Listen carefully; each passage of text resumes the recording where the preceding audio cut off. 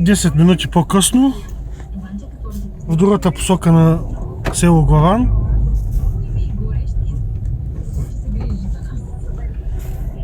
Тъмницата е голяма, мрак. Ако не са някои къщички да светят и да имат външни лампи. Тук дупките пак.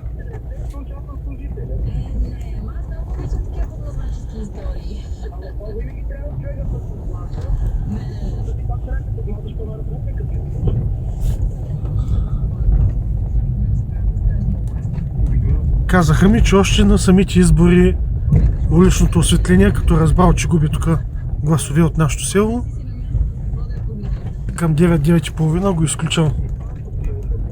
Личността кмет на община Гълъбово, област Стара Загора.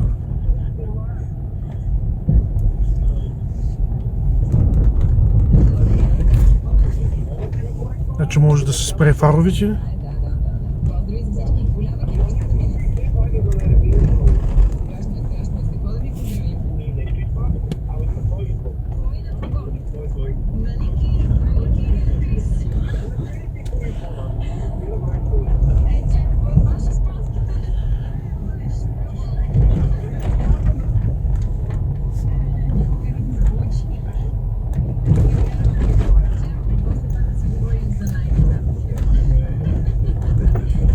Пък за пътя след Гълъбово към Стара Загора да ни коментирам.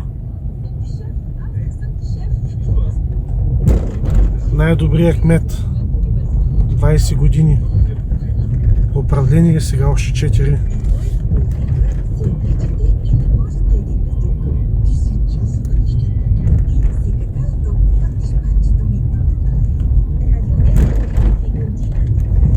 Тук от някои къщи се виждат светлини,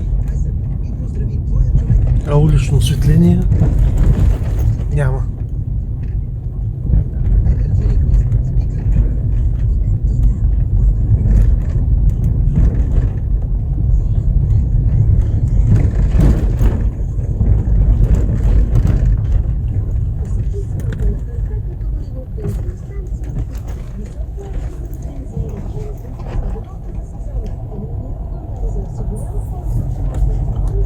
Какво е това наследство, дето го имат?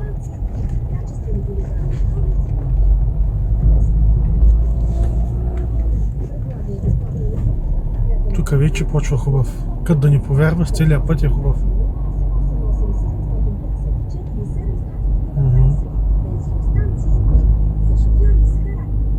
Но малка част е хубав, голяма част е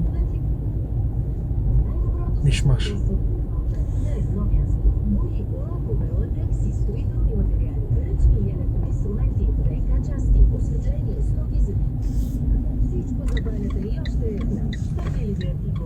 Да напратите някой репортер скоро.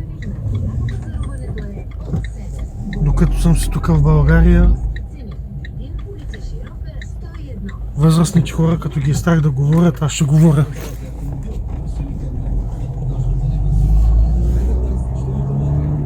Да не казваме, че има и възрастни хора сами.